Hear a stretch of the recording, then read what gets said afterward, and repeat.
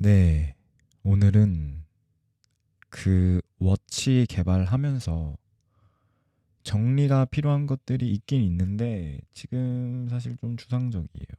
추상적이라 최대한 그래도 구체화를 해놓고자 한번 영상을 녹화하게 되었습니다.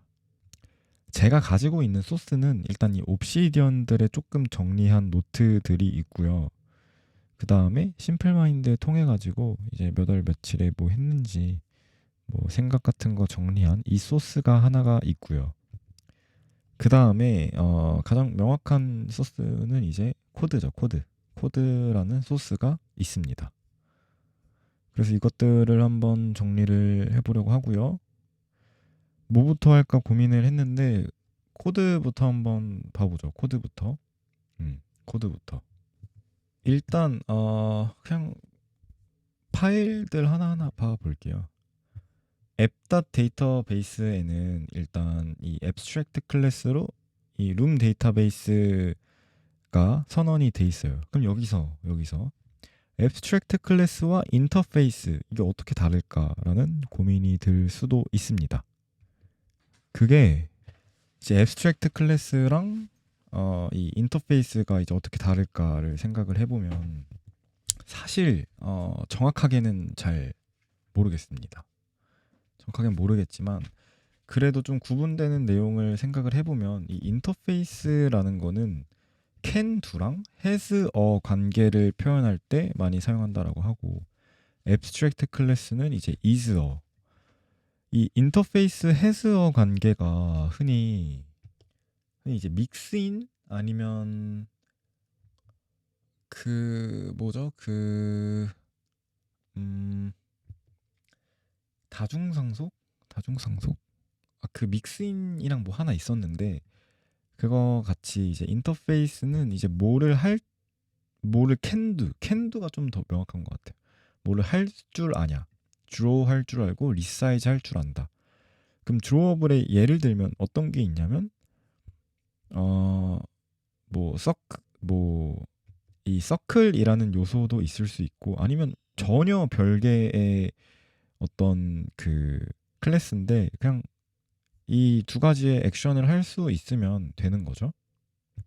그래서 좀 관련 없는 클래스들이 공통으로 사용할 수 있는 동작을 정의할 때 사용한다라고 하는데 뭐 drawable, comparable, clonable 뭐 이런 여러 요소들.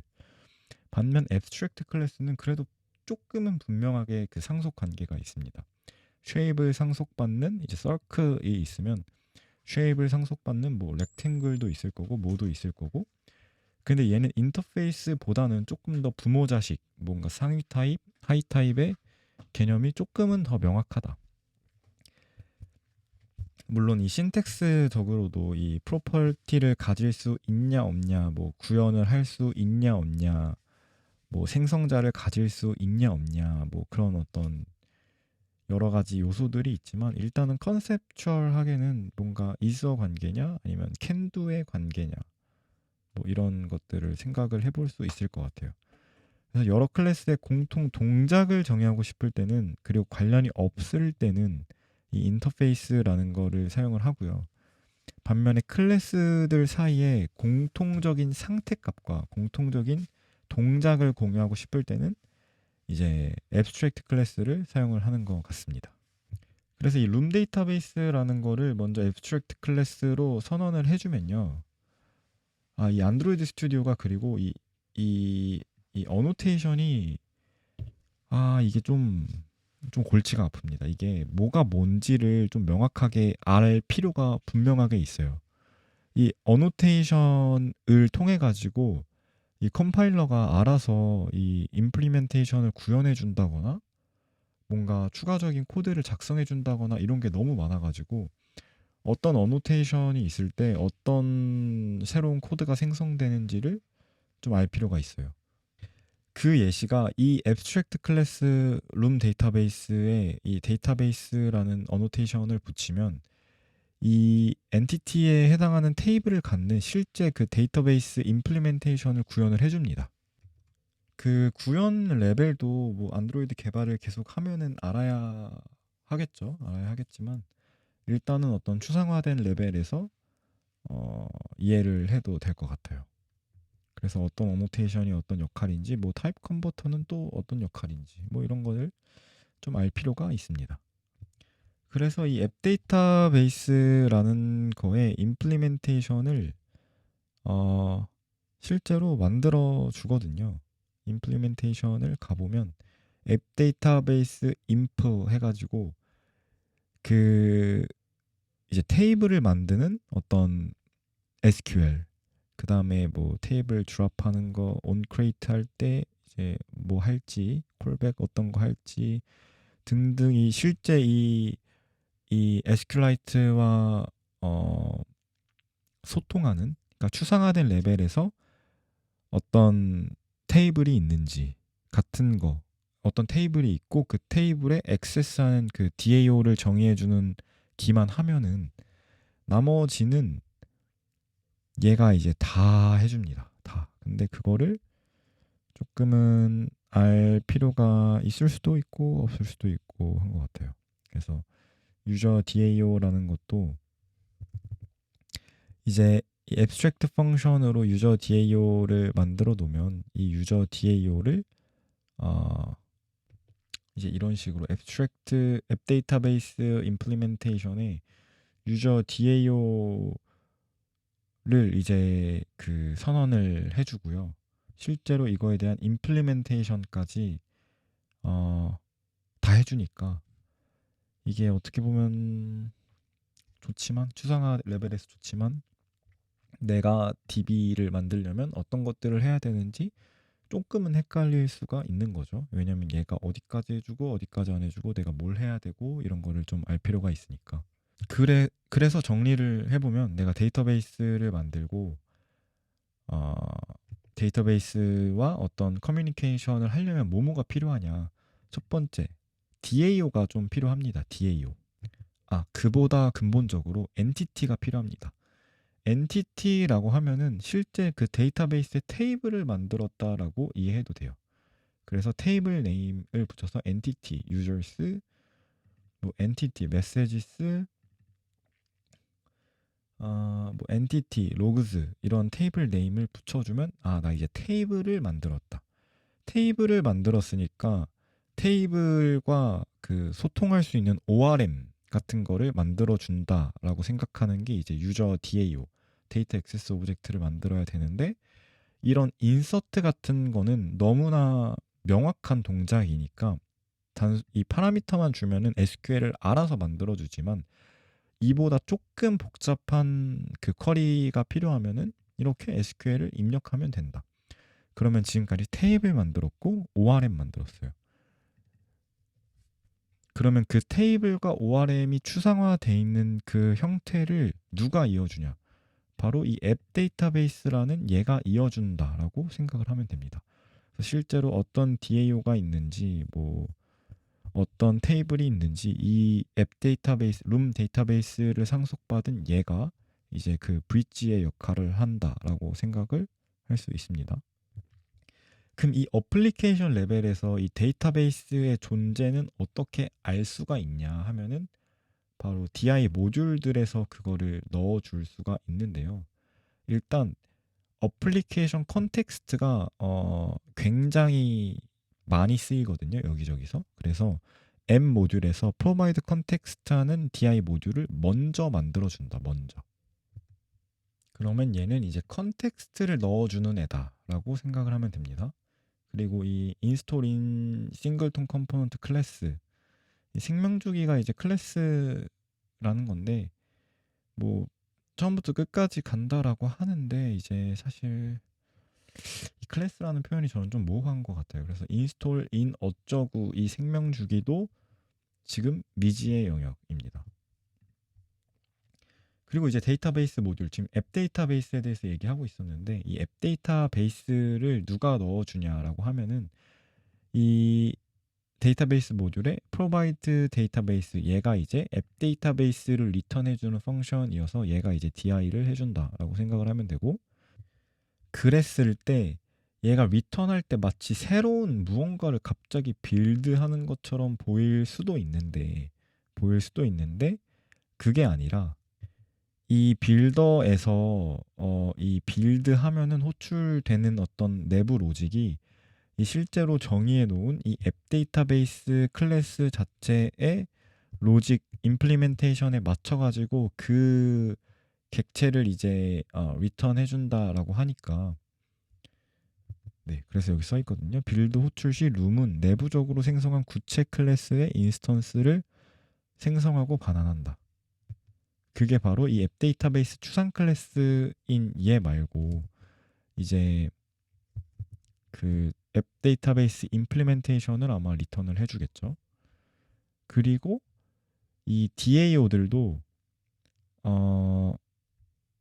또 해줘야 되거든요. 왜냐면 이게 ORM이다 보니까 이게 결국에 이 엔티티를 이제 파라미터로 받아가지고 이 데이터 액세스를 할 경우에 예를 들면 이런 레포지토리 임플리멘테이션들에서 이 ORM들을 사용하는 경우가 있거든요.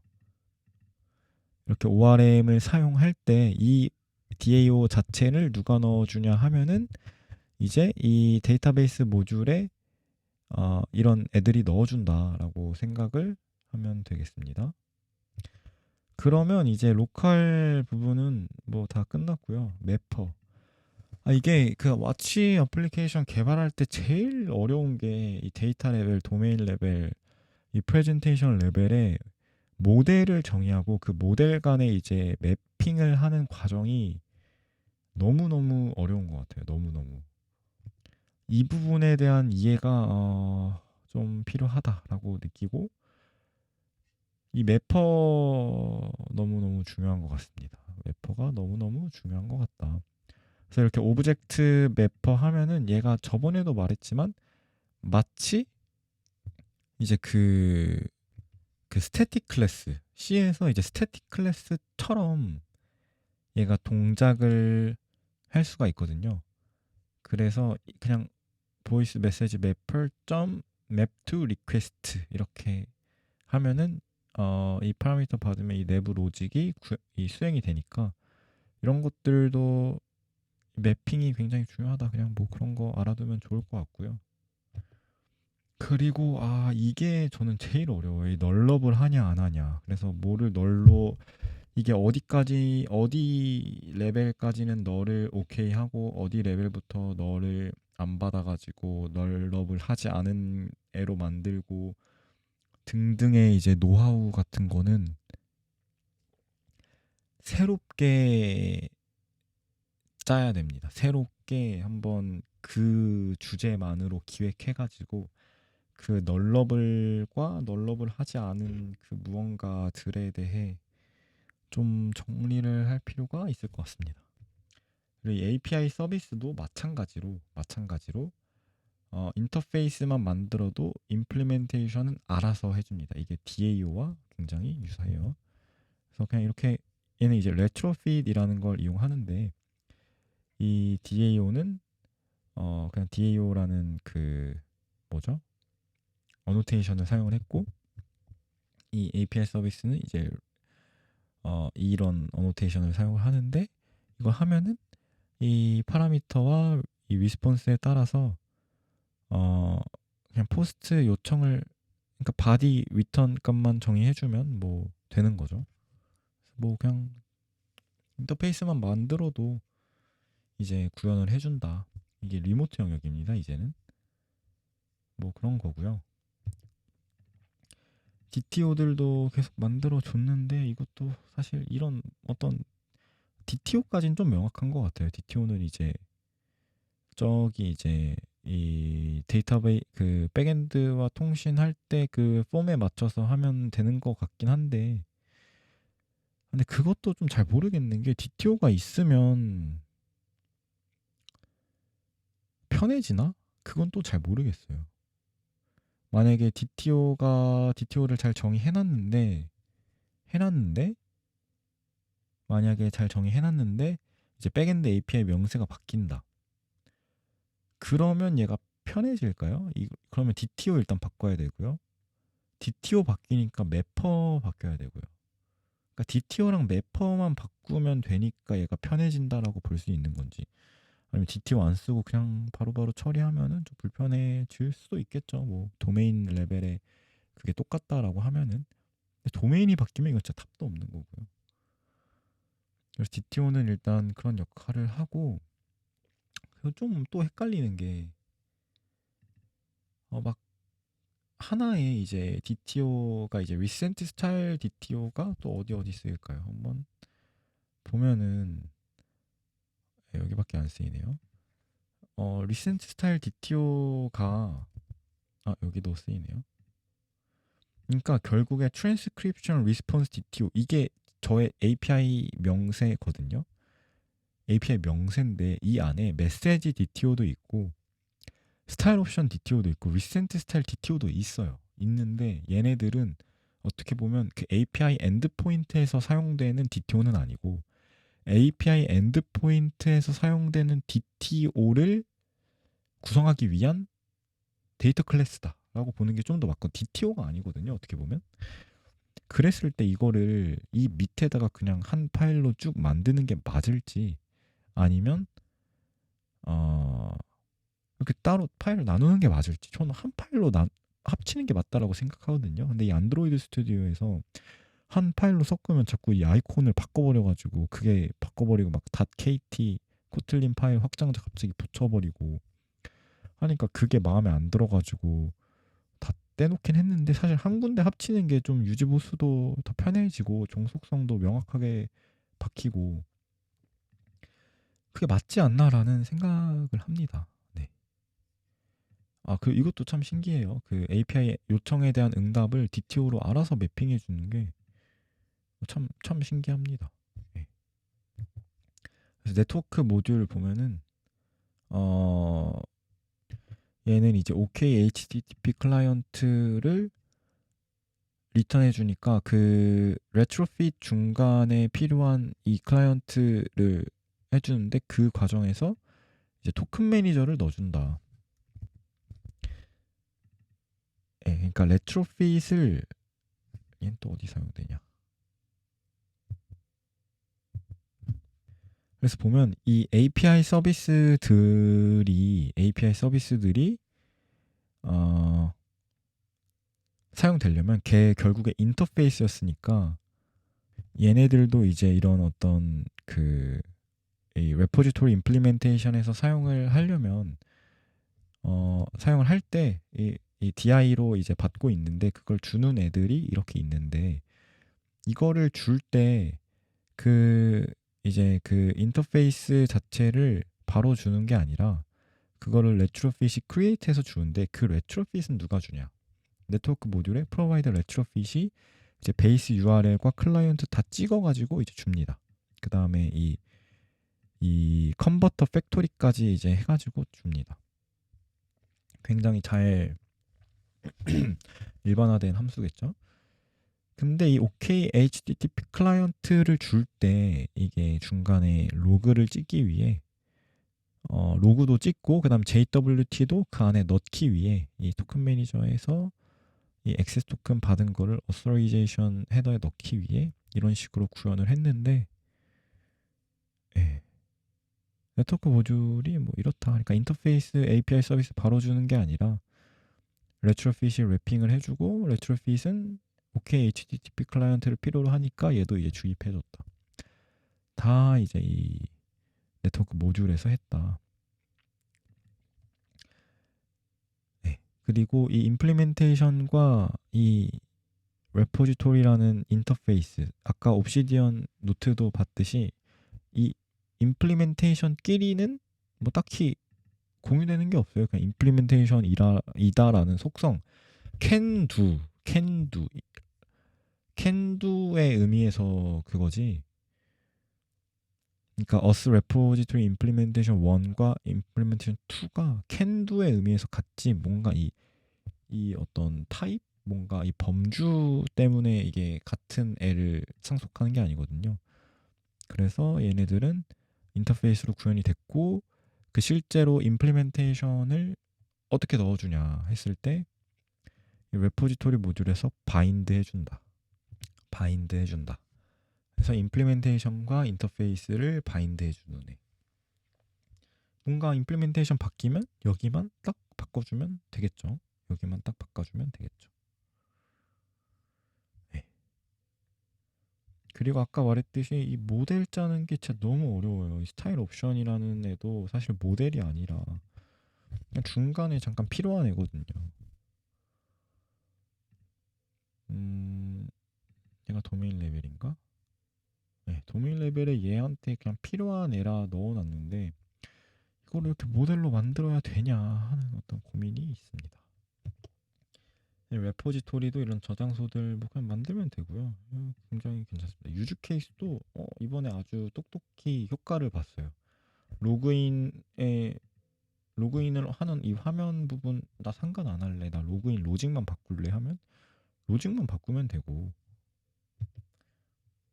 그 다음에 뭐 할래 하면 뭐만 하면 되고 뭐 하면 되고 그냥 요거 유즈 케이스만 바꾸면 돼요. 이 get 로드 싱글 로드 컨버세이션 리스트 유즈 케이스도 그냥 요거 그냥 개떡같이 짜도 상관없어요. 왜냐 유즈 케이스가 이런데 그냥 하면 되니까. 근데 여기서 유즈 케이스의 입력과 출력은 좀 중요한 것 같아요. 입력과 출력.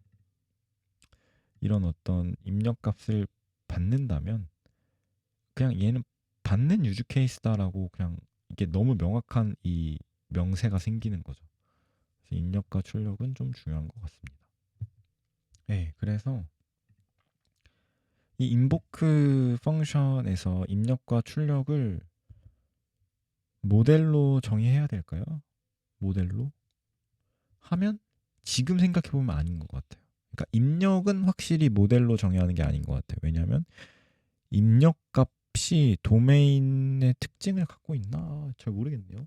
그러니까 입력 값을 여러 개의 파라미터로 나눠서 쪼개받을지 아니면 하나의 데이터 클래스를 만들어 가지고 그 클래스로 싸서 받을지 이 부분이 이런 도메인 나누는 거랑 도메인 정의하는 거 모델 만드는 거 제일 어려운 것 같아요. 제일. 그 다음은 이제 프레젠테이션 레이어인데 비즈니스 로직이랑 지금 UI 로직이 좀 분리가 안 돼 있어요. 그래서 뷰 모델 같은 거 보면은 막 그냥 비즈니스 로직 같아 보이는 무언가가 엄청 들어가 있거든요. 이거 다 유즈 케이스 쪽에서 처리해 주는 게 사실은 맞고 그래서 다 리팩토링 해야 되는 부분이고 근데 이거는 뭐 하면 하는 거고요. 제가 좀 그리고 이런 것도 있었어요. 아웃티 뭐 이게 이제 제너릭 타입이냐 아니냐. 그러니까 이게 핵심은 이거예요. 어떤 상속 관계인 애들이 있어요. 예를 들면 fruit과 F가 상속 관계인데 얘네들을 인자로 그러니까 얘네들을 제네릭 타입으로 갖는 fruit basket이라는 클래스를 만들었을 때 예를 들면 UI state라는 이 제네릭 타입을 갖고 있는 애를 만들었을 때 이 UI state F과 UI state fruit은 더 이상은 상속 그 관계가 없기 때문에 서로 어떤 호환 가능한 요소가 아닌 거죠. 그런 걸 할 때 이제 out, 뭐 in, 뭐 이런 걸 하고 그 어떤 위에 애들을 포함할 거냐 아래 애들을 포함할 거냐에 따라서 이런 것들을 좀 다르게 한다. 공변성, 코베리언스라고 하는데 T가 달라지는 만큼 UI 스테이트도 달라지게 만들고 싶다라는 의지를 갖고 있다.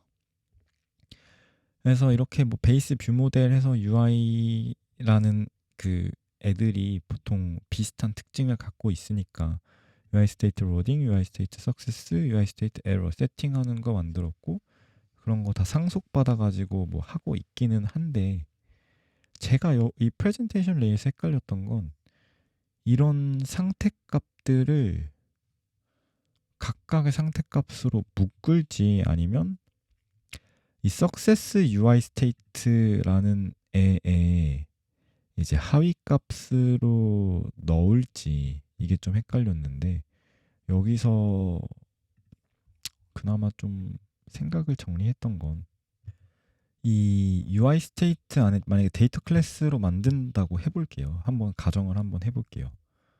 데이터 클래스로 만들었을 때 그 이제 데이터 클래스들은 데이터 클래스들은 이렇게 val이라는 키워드를 사용을 하는데 키워드를 사용하는 만큼 이 데이터 클래스 안에 이 파트너 아이디를 이제 바꿀 수가 없는 거죠. 파트너 아이디라는 그 객체에 무엇이 들어있는지 그 밸류를 바꿀 수가 없는 거죠. 바꿀 수가 없는 거죠. 그러니까 그러니까 한 번에 바뀌는 영역, 그러니까 같이 바뀌는 스테이트들과 이 서로 독립적인 스테이트들을 뭔가 잘 분리해야 될 것 같다. 저 val이라는 키워드와 함께 바꿀 수 있냐 없냐. 그러니까 이런 스테이트들은 이제 그 스테이트 플로우니까 그 밸류들을 그냥 바꾸면 되는데 이제 그게 아닌 것들은 바꿀 수 없으니까 그런 거를 좀 잘 어떻게 이 스테이트 나누는 거 이것도 좀 노하우가 필요한 것 같아요. 아직은 잘 모르겠어요. 어떻게 할지. 비즈니스 로직 다 분리해야 되는 게 사실은 맞았다. 사실은 맞았다. 모델 너무 어렵다. 뷰 모델, 서비스. 그 다음에 유틸이라는 요소가 전 조금 애매한데 유틸이라는 요소에서는 이제 뭐 데이터 레이어, 프레젠테이션 레이어, 무슨 그 도메인 레이어 상관없이 다 써도 될까요? 아니면 그걸 쓰는 순간 이게 아닐까요? 그것도 잘 모르겠고 안드로이드 개발에서 사실 이번에 제일 어려웠던 부분이 이 상태값에 대한 공유인데 이 상태값을 뷰 모델에 들고 있으면 이제 뷰 모델에서 다른 뷰 모델에서 그냥 사용을 하면 되거든요. 이제 이렇게 그냥 사용을 할 수가 있는데 이 상태값을 저장하기 위해서 막 그 이 데이터 클래스에 막 그 이 상태값 저장하는 걸 데이터 클래스 레벨로 올리고 막 유즈 케이스 만들고 하기에는 얘가 상태값의 저장이지 사실 유즈 케이스인가? 아니면 얘가 사용하는 이런 유즈 케이스에서 알아서 그 유즈 케이스까지 호출해가지고 뭐 써야 되나? 뭐 등등 여러 생각이 드는데 사실은 이 상태값 저장을 이제 어떻게 해야 될지 고민이 좀 많습니다. 그리고 이렇게 상태값을 하면은 네, 아무튼 고민이 좀 많았던 부분이에요. 상태값에 대한 부분이 뭔가 좀 어려웠던 부분입니다. 뷰 모델, 상태값을 위해 뭐 좀 팬시한 방법이 뭐가 있을까? 이 부분이 좀 어려웠던 것 같아요. 그래서 뷰랑 뷰 모델 스테이트 비롯한 로직 분리 필요한데 분리하고 막 뭐 하면 또 이게 제대로 돌아갈까 하니까 테스트 케이스의 중요성도 좀 많이 느꼈고요. 한 번에 업데이트할 상태 기준으로 쪼개야 된다. 그 다음에 이게 메시지 앱이다 보니까 난 어떻게든 FCM 되라고 이 FCM이 이제 노티피케이션 메시지와 데이터 메시지 이렇게 나뉘던데 저는 노티피케이션 빼고 아예 데이터 메시지로 다 처리해서 어떻게든 수신되면 수신돼야 이제 룸 데이터베이스에 저장을 하는데 카카오톡 같은 서비스는 뭐 어떻게 할까? 아예 그 메인 데이터베이스에서 그러니까 이게 수신되지 못하는 상태 그러니까 수신 에러가 나면은 룸DB에 저장이 안 된다는 구조가 말이 안 되거든요. 룸DB에 없으면 어딘가에서 다시 끌어올 수 있는 형태가 돼야 될 것 같은데 그런 것들이 좀 어려웠다. 등등 뭐 여러 가지 요소들이 있긴 한데 예. 있긴 한데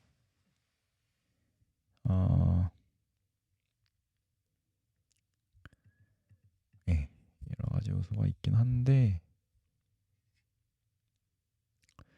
그래서 이거 옵시디언